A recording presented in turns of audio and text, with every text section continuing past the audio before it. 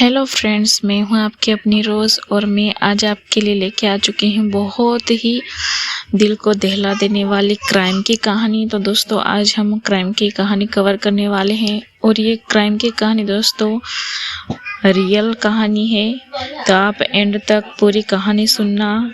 दोस्तों, ये कहानी के रहने वाले किसान शंकर लाल की, जिसने 3 नवंबर को अपने माँ बाप और 2 बेटों की हत्या कर दी और फिर बाद में खुदकुशी कर ली। शंकर लाल सितंबर से ही प्लानिंग कर रहा था कि परिवार को कैसे मारना है।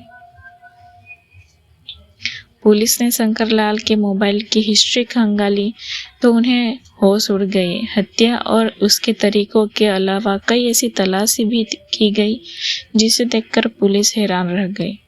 शंकर लाल को अफीम का नशा ज्यादा होने लगा था। पत्नी से भी अनबन चल रही थी क्योंकि वह बार बार बीच बचाव करती थी। उसने कहा था कि वह अलग रहना चाहती है। अफीम के नशे की इस सनक के चलते उसने सितंबर से ही हत्या की योजना बनाना शुरू कर दिया था। उसने क्राइम पेट्रोल और सावधान इंडिया की क्राइम सीरीज देखना शुरू किया। सितंबर अक्टूबर में गूगल पर मर्डर की प्लानिंग, नींद की गोलियां और जहर को लेकर भी कई बार सर्च किया गया था। उसके बाद 3 नवंबर गुरुवार को माँ बाप और अपने 2 बेटों को मौत के घाट उतार दिया। परिवार को मारने का पूरा प्लान शंकर ने बना लिया था कि कैसे नींद की गोलियां देनी है और कब जहर देना है। प्लान करते वक्त शंकर ने सर्च किया था कि सबसे अच्छी नींद की टेबलेट कौन सी है। उसके बाद इंटरनेट पर जानकारी जुटाई कि सबसे बेस्ट जहर कौन सा होगा।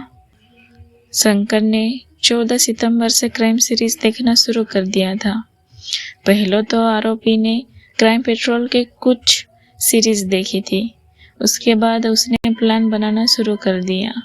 दिन के शुरू होते ही खेत में जाकर वहां ये सीरीज देखा करता था। फिर मर्डर करने की आइडिया इन सीरीज से लेता। उसके बाद वहां अपना प्लान बढ़ाता रहता। पानी की टैंक में भी जहर मिलाना और नींद की गोली देना इसी प्लान का हिस्सा था। कई दिनों से शंकर और उसकी पत्नी के बीच अनबन चल रही थी, पर फिर भी वह अपनी पत्नी की हत्या नहीं करना चाहता था। उसे ये तो पता था कि पत्नी को नहीं मारना है और घर के बाकी लोगों को मारने के बाद खुद की जान भी ली नहीं।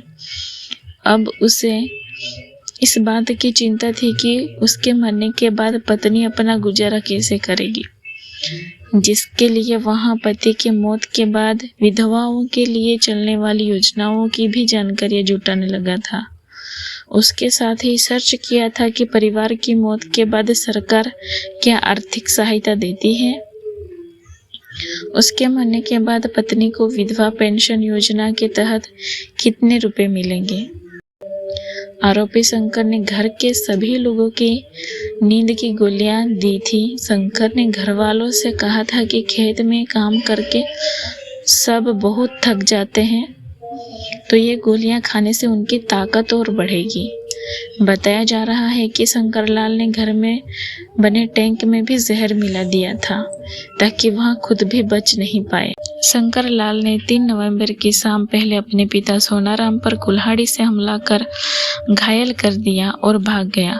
सोनाराम को घायल देख कुछ लोगों ने उन्हें अस्पताल पहुंचाया, जहां देर रात इलाज के दौरान उनकी मौत हो गई।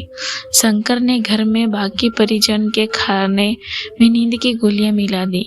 सभी बेहोश हो गए तो सबसे पहले अपनी मां चंपा को घर में बने पानी की टंकी में फेंक दिया था। उसका बेटा लक्ष्मण भी वहीं सो रहा था, उसे भी टंकी में फेंक दिया।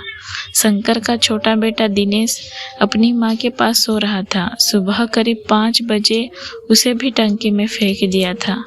उसके बाद खुद मामा के यहाँ बनी टंकी में कूद गया। तो इस तरह इस शंकर लाल ने पहले मर्डर से पहले गूगल पर सर्च किया कि स्वर्ग जाऊंगा या नर्क, फिर ली 5 जाने खुद के माँ बाप खुद के 2 बेटे और खुद अपनी जान देके ये क्राइम किया है। और ये रियल क्राइम की स्टोरी है दोस्तों। अगर आपको ऐसी रियल क्राइम की कहानियाँ सुनना पसंद हो तो प्लीज़ मेरे चैनल को सब्सक्राइब कर लीजिएगा, बेल आइकन को भी प्रेस कर लेना। जैसे ही नई वीडियो आएगी वैसे आपको नोटिफिकेशन मिल जाएगी। और शेयर ज़रूर कर दीजिएगा। मिलते हैं हम नेक्स्ट वीडियो में, तब तक के लिए बाय बाय, टेक केयर दोस्तों।